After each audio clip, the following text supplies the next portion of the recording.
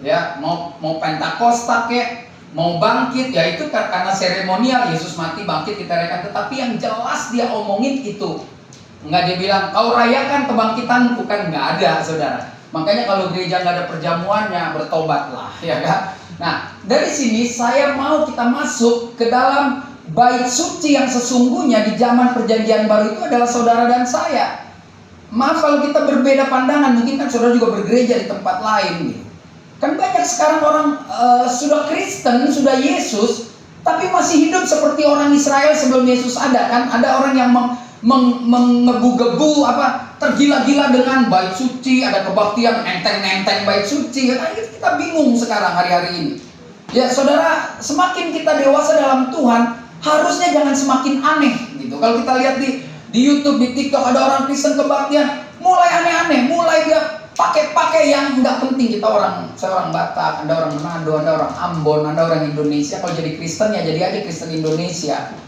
Ya kan, ada yang janganlah yang aneh-aneh. Kenapa? Karena kita cuma bicara satu hal, bahwa Roh Tuhan ada dalam hidup saudara dan saya. Amin. Roh Tuhan itu adalah partner, kawan kerjasama kita. Dan kalau dia ada di tubuh kita, maka berarti tubuh kita suci. Amin. Inilah yang namanya bait suci. Makanya kita perlu bersihkan bait suci kita di dalam hidup ini. Yesus mengajarkan kepada kita, dari gambar ini kita semua tahu, ketika dia datang ke bait suci, dia porak-porandakan, dia hancurkan para pedagang. Kenapa? Dulu kan kita tahu, bahkan yang dilakukan para tokoh agama pun dilakukan sekarang, saudara. Cuma mungkin beda kemasannya. Karena di gereja kita gak ada orang jual burung merpati, tapi ada orang jual panada toh. Dan kalau dia disuruh pindah, marah nggak? Marah. Jadi saudara bisa uji, kalau saudara punya gereja asal, orang yang berdagang di situ yang 5, 6, 10 tahun, coba disuruh tidak berdagang lagi. Kalau dia marah dan dia bilang, ngana belum lahir kita so berdagang di sini, dia tidak sedang melayani Tuhan. Dia sedang menipu dirinya untuk cari duit di situ. Lalu bilang, kan kita kalau ada untung, kita kasih perpuluhan. Ngana nggak usah kasih, gereja ini tetap hidup. Amin. Kan betul nggak, saudara?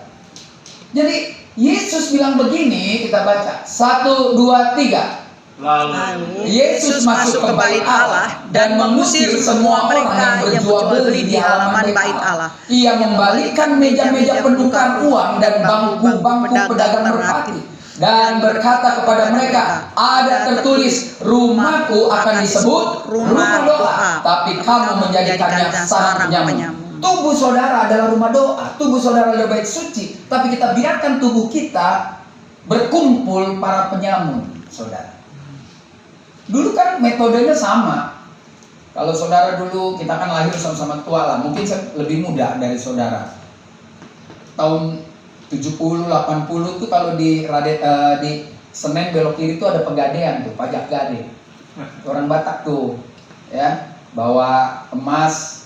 Kalau ada di filmnya tuh di Dono Kasino Indro 10 gram. Coba asli nggak? Dikocek-kocek. Nggak, kocek-kocek hilang tuh 2 gram, ya kan? Kayak begitulah. Mungkin sekarang itu. Kalau dulu, kalau kita pergi ke gereja, saudara sekarang cuma bawa uang 10, 50, 100, 1 juta. Kalau dulu persembahan yang dibawa itu sesuai dengan dosa. Kalau bapak dosa ganggu istri tetangga, bayarnya mesti anak kambing 1 tahun mungkin. Kalau ibu masuk ke mall lalu pegang-pegang lipstik nyolong 1, nggak ketahuan, mungkin mesti bayar 3 merpati gitu. Nah, waktu datang ke sini, ibu-ibu udah bawa kambing merpati, ada ibu Tessa di depan pintu. Dia cek, merpati lu ingkar janji nggak? Gitu kan. Kambing lu cacat nggak?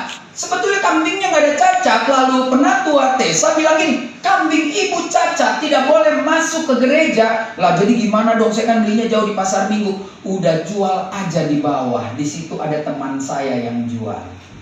Dijual, beli 1 juta, jualnya 700. Terus saya mesti beli lagi di mana? Ya mana ada yang 700? Itu di sana ada tuh 800, beli aja. Kita nombok 100. Modalnya udah 1 juta, nombok lagi 100. Kenapa? Karena di sana imam-imam majelis bilang, ini layak buat dipersembahkan. Lalu dia maju ke sini, mempersembahkannya lah kepada Pak Arthur.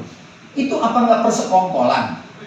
Itulah yang dibubarin sama Yesus. Karena orang kalau bawa bawa pembayar dosa, dibilang nggak halal, nggak kosher bahasa orang Israel. You mesti beli di situ tuh sama bapak itu, entah orang Farisi, Saduki. Jadi Yesus lama-lama enek juga gitu, mual, karena dulu belum ada antangin, dia mual juga, dia marah, makanya dia bubarkan ini. Nah, hari ini di waktu yang singkat kita akan belajar bagaimana atau tindakan apa yang harus kita lakukan agar kita kembali. Kita ini yang tahu jahat ini cuma kita, Tuhan sama hantu loh. Kita semua kan baik nih, baik. Oh, halo tante, apa kabar? Tante, kemarin bulan lalu kita ngopi di Starbucks nih sama tante, ya, rame 12 orang. Saya Salomo sendiri, ya kan? Sampai jam 6, dari jam berapa ya? Jam 11 kita ketemu, ibadah, kita ngopi. Sangat luar biasa. Orang lihat di meja itu ibu-ibu Kristen sama pendeta, padahal belum tentu dalamnya hancur loh. Ya kan?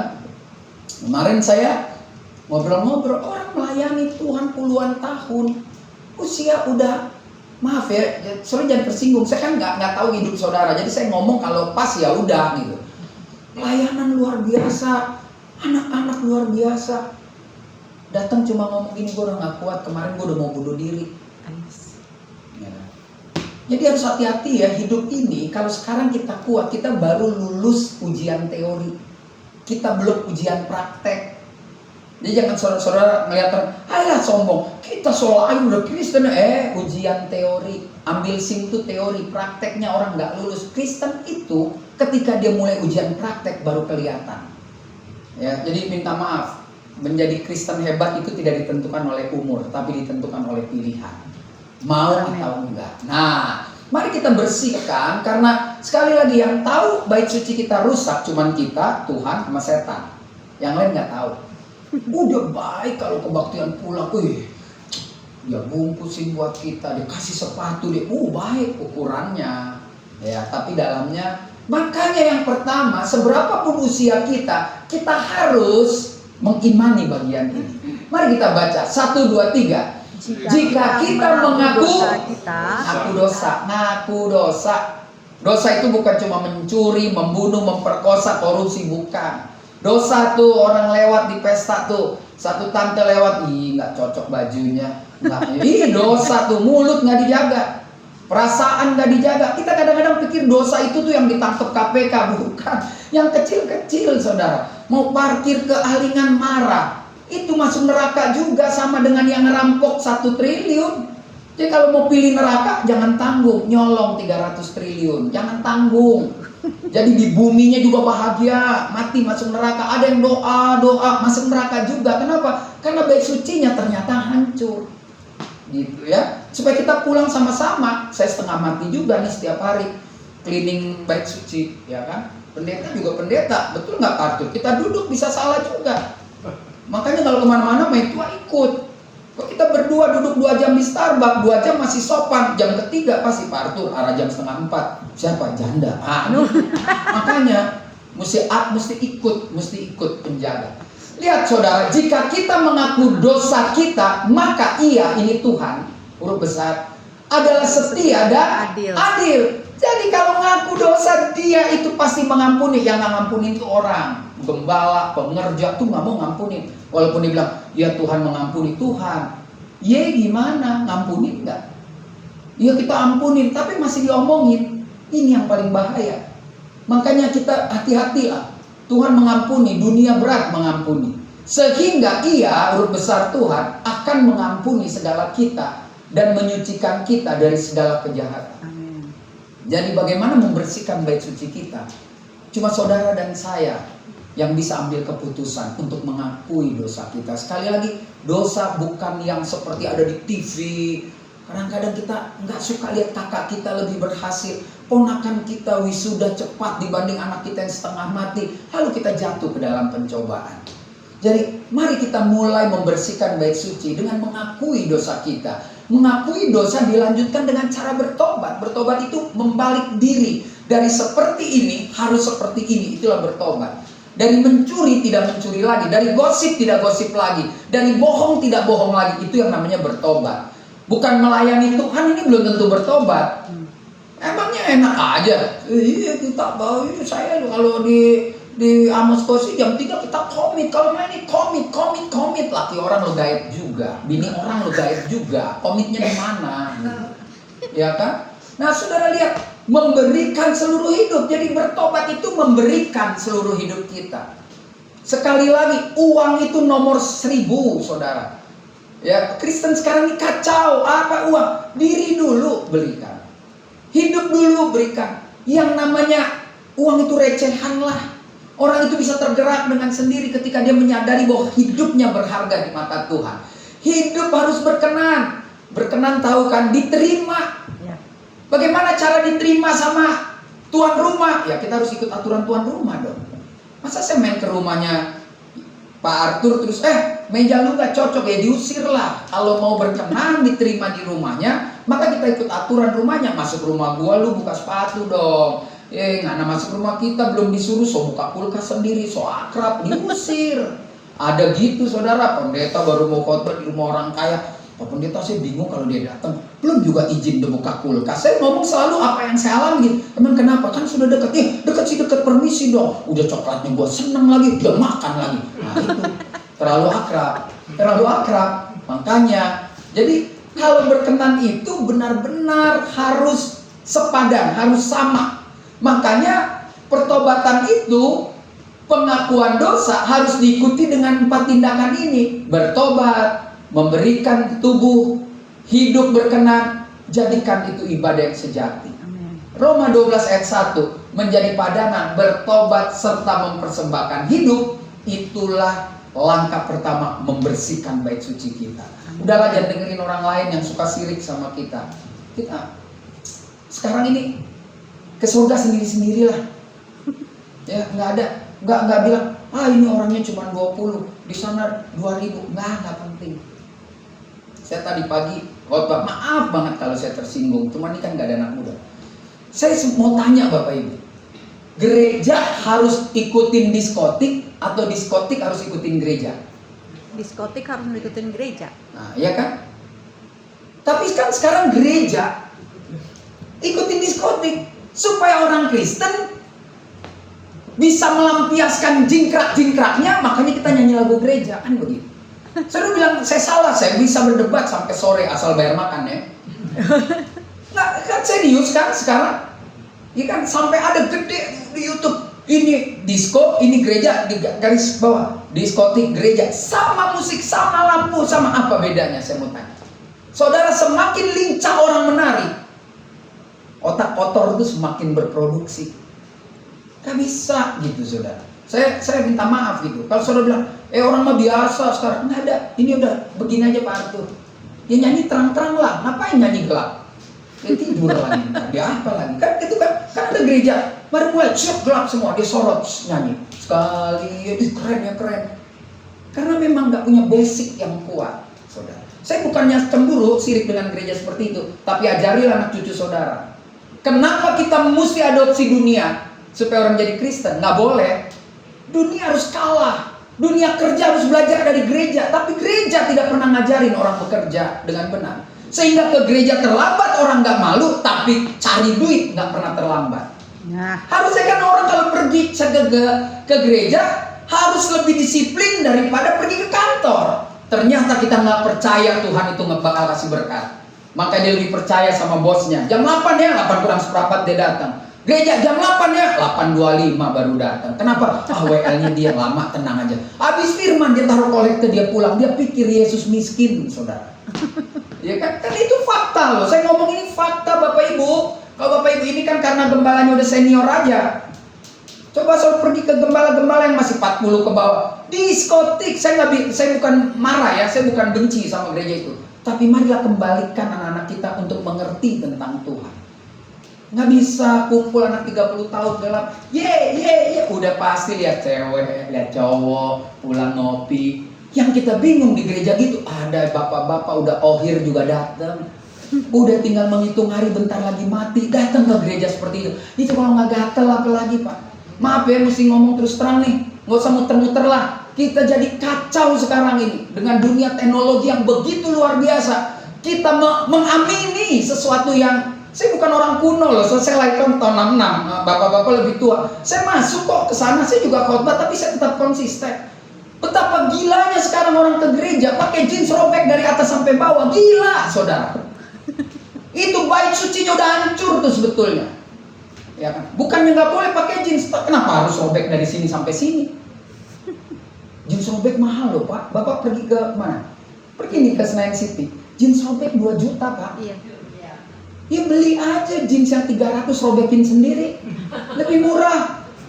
Ya blow on ya, bodoh ya anak sekarang. Ya robek-robekin aja sendiri, dedel-dedelin 300. Tinggal beli emblem-emblemnya, tempel-tempel sendiri. Ya kadang-kadang aduh. Makanya nih saudara, saya nggak lagi marah-marah Bapak Ibu, saya lagi semangat karena tadi saya udah makan kue duluan. Terus yang satu ada itunya lagi dadar gulung, ada gula merah kan, kalau gulanya naik kan semangat, ya kan? Jadi luar biasa. Saya juga semangat tuh Tessa datang. Saya bilang mamanya kemarin, Tessa gereja nggak? Aduh dia sibuk ini. Lu gue udah cuma setahun sekali kesini, dia nggak ke gereja. Dia sering denger firman kok Pak, bukan denger dari gue, dia perlu, iya kan? Penting karena kalau ada dia kadang-kadang pulang diajak makan Pak. Kalau nggak ada dia nggak jelas, ya kan? Nah, jadi apalagi besok dia mau berangkat urusan cuan lagi ya. Nah, ya. Jadi kalau memberkati orang cuan belum dapat, mesti kasih dulu. Kalau orang Kristen enggak, kalau Tuhan kasih baru gua kasih. Makanya rusak bait suci kita nih. Makanya dibetulkanlah di JKI Wave ini. Wave itu artinya apa? Gelombang. Di tempat ini memang ada gelombang, saudara ya. Jadi Alkitab bilang, apapun juga yang kamu perbuatlah dengan segenap hatimu seperti untuk Tuhan. Engkau ke gereja untuk Tuhan, kau dandan untuk Tuhan, kau kerja untuk Tuhan, kau cari pasangan untuk Tuhan, cari menantu, besan untuk Tuhan semua. Amin. Ini baru bait suci kita beres. Tobat. Saya nggak bilang kita belum tobat. Saya yakin kita semua udah bertobat. Tapi kita biarin penyamun ada di dalam bait suci kita. Ini yang paling bahaya. Jadi yang pertama, bertobat serta mempersembahkan hidup kita. Ini lihat, banyak hati yang luka. Dulu segenggam emas kau pinang aku. Dulu bersumpah janji di depan saksi. Tapi sekarang tinggal cerita hati yang luka. Wais, hafal ya. Saya kan berapa generasi, saya juga tahu lagunya Oma. Edelweiss. Tahu lah, gitu. Mau khotbah Agnes Monica Geng juga tahu, lagunya Ariel juga tahu. Jadi makanya saya bingung ya, sekali lagi ya. Disco harus seperti ya, gereja dia tuh nyanyi. Tadi tuh lagu pertama tadi apa? Penyertaan. Ya, ini yang tadi lagu Kidung Jemaat kan tadi yang pertama. Ku berbahagia, yakin teguh. Slow. Kalau di disco dipakai buat dance kan, slow dance. Yesus abadi. Kalau dia kan selalu membuat kita gembira, dia lebih kacau lagi. Sekali lagi, saya bukan anti gereja yang pakai musik begitu ya Bapak Ibu, jangan salah. Tetapi kita sekarang karena sudah sama dewasa nih, cobalah berpikir sedemikian rupa. Iya benar gereja seperti itu. Nah, gitu ya. Kalau dibilang sama cucu, oma jadul. Iya memang oma jadul. Tapi oma rasa apa yang oma lakukan lebih mudah berjumpa dengan Tuhan. Dibanding harus lompat jingkrak, berkeringat. Bukan nggak boleh loh saudara. Tadi juga saya senang ya, wajar-wajar aja gitu. Ya. Wah, lalu sampai depan kayak lihat Michael Jackson. Wah, lihat wajahnya. Ya. Ampun Tuhan Yesus. Udah nggak ada lagi cara mendekatkan diri sama Tuhan. Ya kan? Maaf ya. Ini nih yang kedua. Nah, 1, 2, 3. Jagalah hatimu dengan segala kewaspadaan, karena dari situlah terpancar kehidupan. Dari hati, Yesus bilang, lu lihat cewek, lu udah berzina dalam hati lu, gitu. Ya kan, beda, kalau yang sono 4 juga boleh, kita enggak lah. Saudara lihat, bukan yang haram yang masuk, yang keluar dari hati yang haram.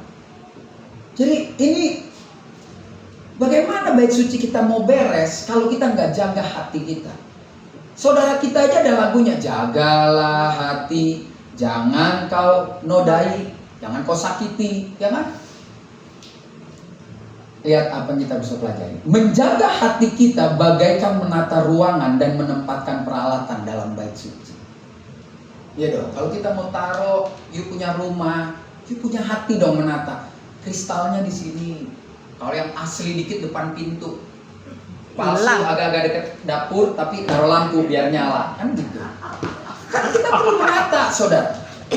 Yuk kalau mau pesta ibu-ibu, mau Batak, mau Manado, ya kan, mau Ambon, ya kan, pokoknya yang sarang-sarang Kristen. Coba lihat kalau yang asli, begini nih, begantung, ya kan.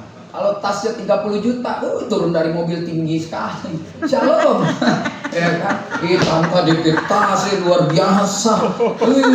Kalau dia ambil mangga 2 dibawa langsung, ya kan. Tapi yang repot, tas 50 juta sama tas 750.000, dalamnya kalau dibuka sama-sama balapis, sama-sama lalampa, sama-sama pancuri semua, ya kan? Makanan. Nah, tatalah hati kita. Ya dong, kalau hati kita tata dengan baik, ini bagaikan menata ruangan. Jadi ternyata bait suci kita bisa cantik kalau kita mulai menatanya. Makanya kita kalau punya rumah, lihat, kenapa kita panggil orang yang jago untuk menata rumah? Ya kan, karena kita supaya bagus. Lalu ayat ini bilang begini, kita baca 1, 2, 3. Maka Yesus berkata pula kepada orang banyak, katanya, akulah terang dunia. Barang siapa mengikut aku, ia tidak akan berjalan dalam kegelapan, melainkan ia mempunyai terang. Kalau jalan bareng Yesus, sebetulnya kita nggak mungkin jatuh ke dalam dosa. Karena dia terang, dosa itu gelap. Tapi kenapa kita tetap kalah? Tapi kita kalau ngomong sekali Yesus tetap Yesus. Bukan karena harta, bukan karena cinta, ngomong aja, ya kan? Ini jelas nih, untuk merapikan diri kita, bait suci kita yang pertama kita jaga. Menjaga berarti kita sedang menempatkan peralatan-peralatan. Kalau di bangsa Israel dulu kan jelas, bait sucinya di sini, lampunya di sini. Lalu ada satu bagian yang tidak boleh padam dan harus terang. Makanya Yesus bilang, kita ini udah hidup zaman perjanjian baru, zaman sudah dimerdekakan. Kita terima Yesus, hidup kita jadi terang. Hidup kita tidak akan pernah dikuasai kegelapan. Tapi masih banyak orang Kristen masih gaya kayak orang Israel, pasang lilin jangan sampai lelah, sampai mati. Itu namanya jaga babi ngepet, saudara ya. Ya kan, kalau ada musuh ditiup, baru babinya hilang. Jadi yang kedua, ketika menerima Kristus, kita seperti kaki Dian yang tidak pernah mati lampunya. Kan bait suci yang lalu harus ada orang menjaga minyak jangan sampai habis. Tapi sekarang bait sucinya, begitu terima Yesus, minyaknya nggak akan habis. Amin. Kalau kita terus mau menjadi orang yang mengakui dosa kita, menerima Yesus sebagai Tuhan dan Juru Selamat, diikuti dengan kewaspadaan menjaga hati kita, maka saudara dan saya akan selalu hidup dalam terang. Amin. Kan sederhana, tobat, terima Yesus, jaga hati kita, kita mulai menata dengan rapi, nggak akan capek, nggak akan terantuk. Kenapa? Karena kita berada dalam terang. Amin. Ya, lihat kiri kanan saudara, bilang hidup dalam terang. Sudah jauh ampun itu besan, memang begitu kelakuannya. Ya kan, akuilah bahwa anak kita punya anak 3, yang 1 sukses, yang 2 abal-abal. Kenapa mesti sayang sama yang 1 yang sukses? Kenapa yang abal-abal dibuang? Gitu kan, suka begitu. Saya kemarin pernah khotbah nih. Sorry nih, kenapa banyak, saya udah ngomong ya Pak Arthur, saya sama Pak Arthur nih orang yang beruntung. Ini produk gagal jadi pendeta. Saya bukan puji diri saya bukan puji Pak Arthur. Puji Tuhan sampai sekarang belum jatuh nih, doain gitu. Amin. Belum gila gitu, belum. Kok dia nyolong duit, kok dia main cewek, nggak, belum. Puji Tuhan ya, saudara. Padahal ini produk hancur nih berdua. Ya maksudnya saya tidak diprogram jadi pendeta. Betapa rusaknya kita dulu. Nih ada layasannya. Maaf ya kalau ada suku yang dengar, jangan lapor Polda. Ini kan contoh. Kita nih orang-orang yang dasarnya Kristen tuh kan orang Batak, orang Manado, ya kan, orang Ambon, orang NTT, orang Papua. Lihat, zaman dulu, ya mungkin sampai sekarang, yang di sekolahin pendeta anak yang pinter apa anak yang kacau? Kacau, makanya gereja banyak kacau. Ya, sorry, saya nggak mau menghakimi saudara. Kalau 10 yang kacau di sekolah ini, mungkin 3 yang benar. Itu juga udah setengah mati tuh, Tuhan tabokin nih orang. Bayangin nggak? Dulu saya ngomong orang Batak kan, ini mabok terus, main judi terus di pasar impres ini. Udah kirim aja ke Malang. Dia sekolah pendeta, barang busuk dikirim. Saya bisa bayangin nggak? Ibu punya anak lulus jadi dokter di UI, terus praktek, udah lulus, spesialis lulus, terus dia bilang nih, "Ma, aku berhenti ya, aku mau sekolah pendeta." Nangis nggak orang tuanya? Nangis. Nah, mau ngapain jadi pendeta? Habis ngomong dikasih 500, nak. 1 juta, nak. Itu juga udah pelitnya minta ampun, nak. Lu jadi dokter, nak. Serius? Nggak bener. Lu jadi dokter, nak. Orang datang suruh buka mulut aja. Pulang 1 juta, nak. Suruh balik lagi 500. Tulis resep dapat komisi. Masa jadi pendeta? Kamu kan juga bisa memberkati pelayanan. Jadi nggak ada orang yang mau kasih anak terbaik buat Tuhan. Lalu Tuhan dihargai dengan apa? Persembahan sulung aja kasih duit, pret, ya kan? Saudara mau cucu saudara yang pinter IPK 4 terus bilang, "Gue mau jadi pendeta aja." Nggak ada. Ini tiba-tiba nih si Tessa habis kebaktian ini dia merenung, dia bilang, "Pak, Mak, gue batalin kontrak film gue semua. Kenapa? Gue mau jadi pendeta aja sekolah. Nanti duit dari mana? Entah, terserah Tuhan deh." Pasti bapaknya, "Tessa, hidup itu perlu hikmat." Nah, nggak gampang, saudara. Saya bisa bayangin nggak? Betul nggak Pak Arthur? Bayangin 10 orang yang mabok, yang bandel di sekolahin pendeta. Bayangin nggak kalau lagi terus nggak kuliah di asrama, yang diomongin apa? Kepremanannya, kejahatannya. Lalu nanti kalau dia udah di wisuda jadi pendeta, so, bisa lihat ya, maaf ya, saya bukan bilang kita hebat nggak. Sudah gampang. Besok ada pendeta khotbah di sini. Dia baca 1 ayat, lalu dia cerita kemana-mana, dia jahat, dia preman. Itu udah produk gagal. Produk gagal banyak, dan yang gagal itu yang laku hari-hari ini. Pendeta yang sungguh-sungguh sekolah, aduh susah banget.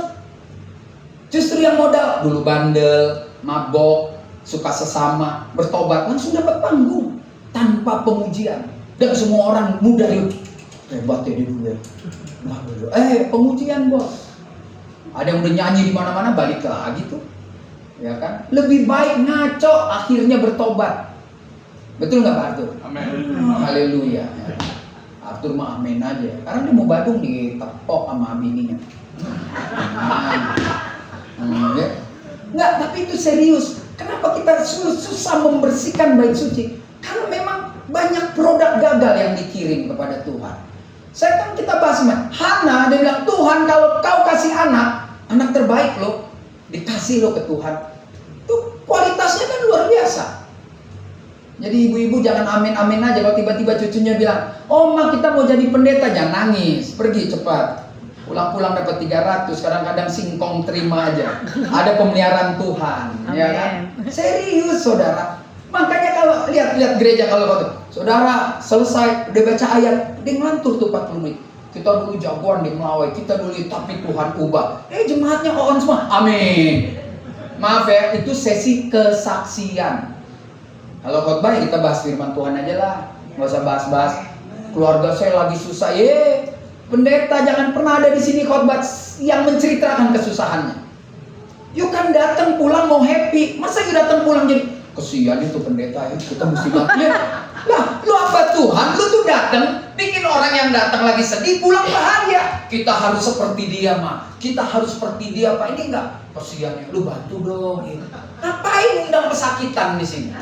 Serius ini saya ngomong ini ke gereja mana tadi pagi bilang, gembala lu jangan undang orang yang modal 1 ayat cuma cerita riwayat hidupnya. Kalau 1 ayat dia paparin dengan 30 ayat penggenapannya boleh. Ini saya dulu preman di Mawar, saya dulu kita playboy, tapi karena Tuhan ubah, itu jangan masuk di JKI Wave. Udah nggak main gelombang-gelombang begituan. Gelombang yang mesti suci. Yang ketiga, udah mau habis tuh, udah cepet banget, udah 6:30. Di Papua, ya kan tanya. Lihat apa yang harus kita lakukan. Jadi yang pertama, memang gak ada jalan lain. Kita harus mengaku kesalahan kita sama Tuhan. Ingat loh, bukan yang ditangkap KPK, bukan yang di TV. Kadang kita nggak kepahitan sama ipar, sama besan, itu nggak bisa tuh, ya kan? Dia utang Pak, nggak bayar, Pak, Bu, saya selalu konsisten. Kalau dia nggak bayar, nggak komit dengan waktunya, berani nggak untuk melupakan itu? Ya. Tapi Pak gede, maaf nih bahasa anak muda, ya lu blow on, lu kasih. Dia dipakai-pakai ayat katanya mengasihi, nggak ada. Mengasihi itu juga menolak. Pak Arthur minta, Pak ini enggak, saya nggak kasih KTM, enggak, dengan gua nggak kasih, lu berharap sama Tuhan, kan begitu. Jadi itu jangan sampai dibodoh-bodohin orang kita. Ya, jadi perlu kita tegas dalam hidup ini. Amin. Jadi bertobat, menyerahkan seluruh hidup kita, mulai rapihkan perabotan kita dengan menata hati. Ya dong, kita tata hati kita dengan terang Kristus sehingga tidak akan pernah padam. Amin. Kristen ini suka padam kalau cien lagi kosong. Nih kalau ini udah nggak ada nih, gawat nih. Ya nggak, sekali Yesus tetap Yesus nih nggak ada. Jadi pagi saya bilang lagi, jangan sampai ada ajaran di gereja ini. Engkau pasti diberkati Tuhan. Lu pasti punya mobil, nggak ada. Saudara kalau mau punya mobil nggak perlu Tuhan, saudara perlu duit ke showroom, mobil datang. Amin. Betul nggak? Ya. Orang luar tuh nggak Kristen ke showroom kasih duit dapat mobil. Terus Kristen apa? Mau apa? Ajarin ini ke anak-anak. Menjadi apa? Lu pergi ke gereja yang gede-gede, sirkus tuh, bohong semua. Orang kalau mau punya uang harus bekerja. Amin. Iya dong. Nah kalau dia Kristen, bekerjalah dengan benar. Kan gitu. Apapun yang kamu lakukan, lakukanlah untuk Tuhan. Supaya baik suci bersih. Amin. Kalau kita kerja dengan benar dapat duit, kita cicil mobil, pasti lunas. Karena kita serius. Ini enggak. Tiba-tiba Pak Arthur beli mobil, BMW baru saya lewat. Ambil minyak urapan, darah Yesus. Darah Yesus. Yang ada satpam datang ditabok loh. Ini mobil 2 miliar, main kasih minyak goreng.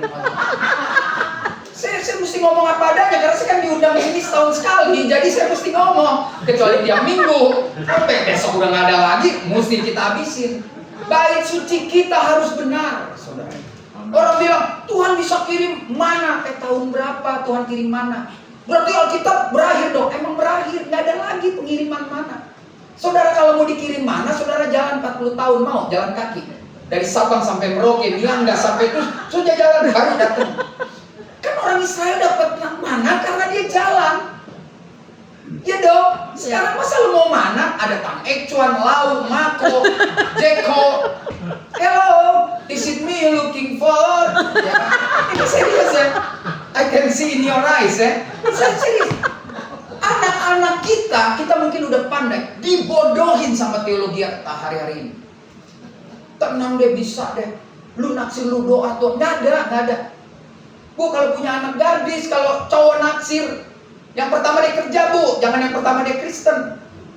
Dia Kristen nggak kerja mati juga. Lu kerja, baru lu Kristen nggak, serius nggak? Yang penting ganteng. Ya ganteng. Ngapain ganteng nggak ada ciennya?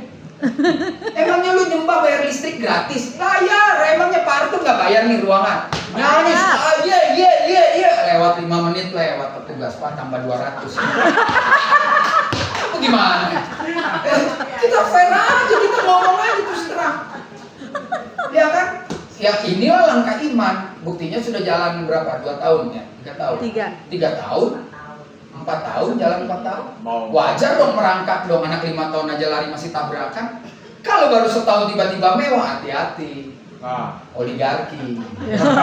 Oh, ada bangun gereja langsung sebesar itu, langsung 3.000 orang pakai TV, itu ada bandarnya. Kalau bandarnya sakit hati tutup. Kalau ini sakit hati masih kecil, masih bisa kita patungan, masih kita bisa rawe-rawe rancas. Jadi itu bisa dicerna gitu dengan akal sehat. Amin. Ayo hati kita bereskan ya. Yang ketiga, ntar lagi lewat soalnya satpam buku. Ntar kita kepotong jatah pendeta. Ya kita baca. 1, 2, 3. Sebab itu hendaklah dosa jangan apa saudara berkuasa lagi di dalam tubuhmu ya. Fana. Tubuh kita ini fana kan, betul? Karena dibilang kemah kediamanmu akan hancur, tapi Tuhan menyediakan. Dia bilang lagi, dia dalam Alkitab, kita nih, Anda dan saya, orang Jakarta bilang, lu sama gua bakal hancur, tetapi rohani kita yang akan naik. Amin. Karena yang ke sorga itu bukan tubuh.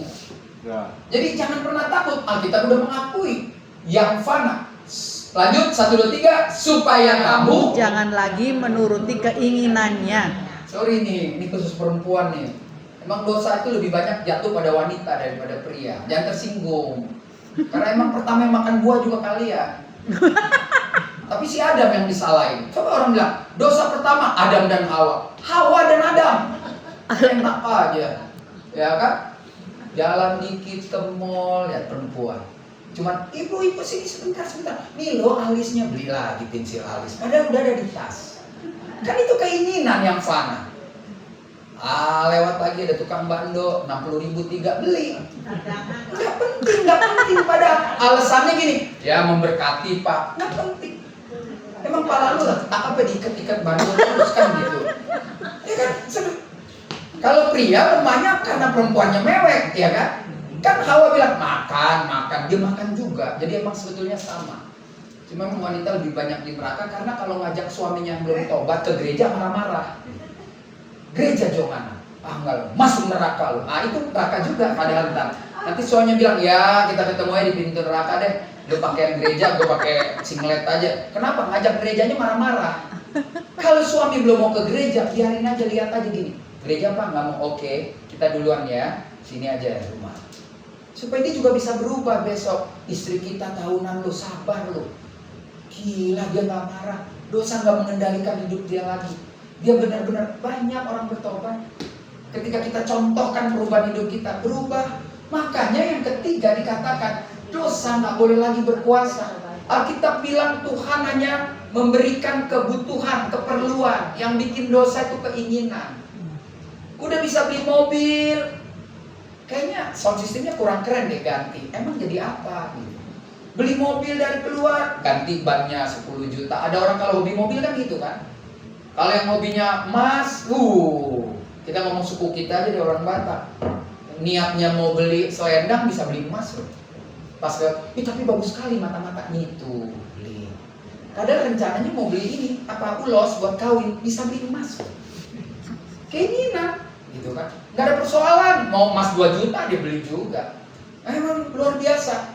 Dibilang kata kita krisis, bohong. Enggak ada krisis. Bandara penuh terus tuh tadi barusan tuh Mami Tessa bilang bandara penuh. Saya mau ke Bali akhir bulan, penuh pesawat. Banyak, nggak ada ampun. Susah nggak? Kebaktian di mana-mana makan kok semua. Nggak ada yang susah. Saudara, kalau ada orang susah karena dia memutuskan dirinya susah. Orang makan enak, modal baju rapi hari Sabtu, cari hotel mana aja, masuk aja orang kaya. Saat menolak dan tidak memberi ruang pada dosa, kita sedang membersihkan kotoran dalam bait suci. Itu terbuka, saudara. Ada kotoran burung jatuh, macam-macam. Kita mesti tolak tuh, kita mesti bersihkan, kita mesti buang itu, saudara. Makanya saya suka ayat ini. Yuk kita baca. 1, 2, 3. Janganlah turut mengambil bagian dalam perbuatan-perbuatan kegelapan yang tidak berbuahkan apa-apa. Selingkuh nggak ada buahnya, mencuri nggak ada buahnya. Yang ada itu kekejian, saudara. Nggak ada. Coba apa? Nggak ada buahnya dari hal-hal yang menghasilkan dosa. Yes. Ya kan? 1, 2, 3. Tetapi sebaliknya telanjangilah perbuatan-perbuatan jadi itu. ketika saya mau pergi Pak Arthur nggak boleh, Pak Rio nggak boleh, ini dosa. Mesti begitu dong. Dosa harus ditelanjangi. Nggak bisa. Pokoknya saya nggak mau. Nggak bisa. Harus berani. Makanya orang-orang yang berani menelanjangi itu, kita itu sedang sesungguhnya memproteksi. Ada anti karat ngengat gitu loh. Jangan sampai kotoran yang mungkin burung terbang dia cepluk, kita diemin, dia akan keras dan menjadi karat, saudara. Besi apapun kalau nggak dirawat hancur juga, saudara. Jadi hidup kita kalau nggak kita rawat hancur juga. Bagaimana merawat hidup kita? Aduh, ibu-ibu yang lebih tua dari saya udah tahu deh. Dari sekolah minggu juga pendetanya bilang baca Alkitab. Bosan kita dengarnya Pak, nasihatnya baca Alkitab, tapi juga nggak dibaca kan? Berdoa dong, berdoa kalau udah mau mati. Kabel 12 baru mau mati, berdoa pagi pendeta. Kalau pendeta datang dong doa, udah mau mati. Saya nggak bilang terlambat sih, cuman ya pokoknya kalau kita PO mah hidup mau melayani 93. Mau melayani apa 93? Bapak Ibu yang masih jalannya lempeng melayani Tuhan. Ntar kalau udah geser-geser, udah janji palsu, Tuhan saya mau melayani. Yuk ngomong bapak kami jemaatnya mati duluan. Bapak kami yang ada di surga dikuduskan dan nama. Jadi kita nih yang masih jalan nih, masih kuat, lincah, bisa keluar negeri, bisa kemana-mana libur. Ayolah melayani Tuhan. Melayani Tuhan gak selalu harus di gereja. Maksudnya apapun yang kita lakukan, orang lihat bahwa bait suci saya itu baik, itu melayani Tuhan. Amin. Jadi yang terakhir, kita harus berani berkata tidak pada dosa. Amin. Mesti bilang enggak. Orang Kristen tuh kelemahannya, gak tahu kalau di luar negeri, orang Indonesia kebanyakan gak enak, jaga perasaan. Ya saya gak enak sih sama Tante Yuli, gak boleh. Nggak, kita kan suka jalan bertiga, ya enggak aja, iya aja. Nggak bisa. Yesus bilang hendaklah iya di atas ya, tidak di atas tidak, di luar itu dari setan rojim, jahat dari setan, saudara. Jadi kalau ibu bapak apa mau ngasih tahu gitu ke gembala gitu, Pak Arthur harusnya lagunya begini, nggak usah bilang habis saya nggak enak sih, sungkan. Jadi hidup datang ke gereja karena sungkan, nggak enak, itu juga nggak boleh. Dan kita ketika menyampaikan sesuatu dan ternyata itu bisa di-counter dengan baik, ya nggak usah sakit hati juga. Yang pasti kalau ada yang salah harus berani sampaikan. Saya berani sampaikan ini supaya mungkin bukan buat bapak ibu udah Kristen lah, udah sampai mati kita Kristen. Coba ke anak-anak kita, cucu kita, supaya mereka bergereja dengan benar, bukan dengan gaya. Saya juga punya ponakan, mau 30, gaya gereja. Yang penting mau gede, pulang ngopi-ngopi, cewek-cewek ngobrol. Kita tuh gereja tuh cari network, cari keseimbangan. Udah kacau, saudara. Gereja tuh cari Yesus. Di sini mau yang umur 90, 30, 25, kalau gue cari Yesus gue gak peduli lu siapa. Yang penting gue mengalami. Ada orang ke gereja gini, WL-nya dia gak ngangkat. Dia kuli ngangkat. Ya kan ada yang kayak gitu kan. Kalau dia nyanyi, saudara, kalau kita bait sucinya beres, kita datang ke gereja ini, siapapun WL-nya, kita urusannya sama Tuhan. Dia cuma ngajak kita nyanyi supaya lagunya sama, nadanya sama. Yang mengalami itu kita, bukan dia. Kecuali saudara datang tiba-tiba ke Pak Arthur, WL-nya 93. Nah ini ibadah lansia, salah masuk, keluar lagi nggak apa-apa. Tapi kan nggak mungkin Bu Yuli ngasih yang seperti itu. Tapi janganlah kita mengukur orang untuk kebahagiaan kita. Jangan kita ukur sama Tuhan. Wah, saya sering banget tuh. Males kalau dia. Hebat banget ya. Sorry ya, saya mesti sampaikan nih supaya sampai ke anak-anak kita. Ibu bapak mau udah setia deh sampai mati. Nggak bakal pindah agama, saya percaya. Pindah juga udah nggak diterima, Pak. Nggak ada fungsinya ya. Nggak ada. Pas lihat umur berapa? 76, pindah ke agama, udah nggak ada nilai jualnya katanya. Mendingan muda-muda artis bisa dijual di YouTube ya kan. Aduh ampun, minta maaf ya, bercanda itu Bapak Ibu. Jangan pindah lah Bapak Ibu. Nggak enak doain waktu di kuburannya lain. Ya. Jadi, ini untuk kalangan sendiri ya, soalnya kan ada di video, nanti orang-orang marah lagi. Menghina, enggak lah, nggak menghina, ini untuk kalangan sendiri ya, saudara ya. Kalau lu menghina gua katanya untuk pelajaran, kita nggak ada menghina lo dari tadi ya. Cuma mengingatkan supaya kalau mati masih harus pakai peti ya, saudara ya. Supaya kita bisnis yang paling jahat itu bisnis peti mati, karena kalau nggak ada yang beli hari itu dia marah, kok nggak ada yang mati, jahat tuh. Bisnis peti mati, orang didoain mati tiap hari ya. Jadi hari ini saya simpulkan saudara ya, udah bentar lagi tukang tagih datang. Didasari Matius 21, Yesus memporak-porandakan ini. Ini menggambarkan kita yang di generasi berikutnya jangan sampai terporak-poranda oleh segala hawa nafsu. Galatia pasal 5, saudara boleh baca ya, mulai dari ayat 19, hal-hal yang kekejian, hal-hal yang tidak berkenan di hadapan Tuhan, pesta pora, mabuk, apalagi kedengkian, semua dikumpul di situ. Jadi tindakan yang harus kita lakukan untuk membersihkan bait suci ada 3 prinsip sederhana: bertobat serta mempersembahkan hidup kita. Kita harus menjaga hati dan hidup di dalam terang Kristus. Kita harus berani berkata tidak pada dosa. Amin. Mungkin masih banyak lagi poin yang harus dibicarakan, tapi nanti kalau retreat aja biar panjang, 3 jam, 4 jam. Ada retreat nggak Pak? Harus ada Pak. Oma nih pada seneng nih, opa anak muda ya. Tahun depan saya doakan ada retreat. Amin. Retreat itu modalnya cuma 10-15 juta. Itu Tesa 1 kali syuting juga beres. Dia kalau tanda tangan 500 episode, 1 episode 80 juta. Ya ilah, cuma dia takut ngebayarin. Pulang ada yang bawa pulang handuk gitu. Jadi ingat zaman kecil kalau di hotel pulang bawa handuk ya, itu waktu miskin saudara. Waktu gede udah nggak bisa, udah ditandain bawa handuk 350 langsung tobat. Jadi inilah yang menjadi pelajaran bagi kita. Boleh saudara foto. Saudara kalau mau khotbahnya nanti dikasih sama Ibu Yuli, tinggal dia WA ya. Tapi jangan telepon saya lagi tanya minta terangin satu-satu, jangan ya. Udah habis waktunya ya kan. Biarlah ini menjadi renungan buat kita. Saya percaya saudara, apapun yang saya sampaikan, cobalah terima dengan penuh sukacita supaya bait suci kita boleh kembali seperti cinta mula-mula kepada Tuhan. Ketika kita bertobat, itulah sucinya bait suci kita. Tapi kadang kita lupa menjaganya sehingga mulai setetes ragi merusak semuanya. Tapi masih ada kesempatan. Ketika kita masih bernafas, berarti masih ada kesempatan. Tetap semangat. Saya mau habisin nih khotbah, tapi pemusiknya belum naik, berarti pengen terus nih. Orang udah keluar semua ini, berarti udah mau habis. Dia nggak naik-naik, jadi saya mesti ngomong terus. Apa kita break dulu, nanti lanjut lagi 5:30? Ya kan? Oke, biarlah ini menjadi renungan buat kita. Beri tepuk tangan buat Tuhan Yesus. Mari kita katakan sekali lagi, sekali Yesus, selamanya Yesus. Oh, haleluya.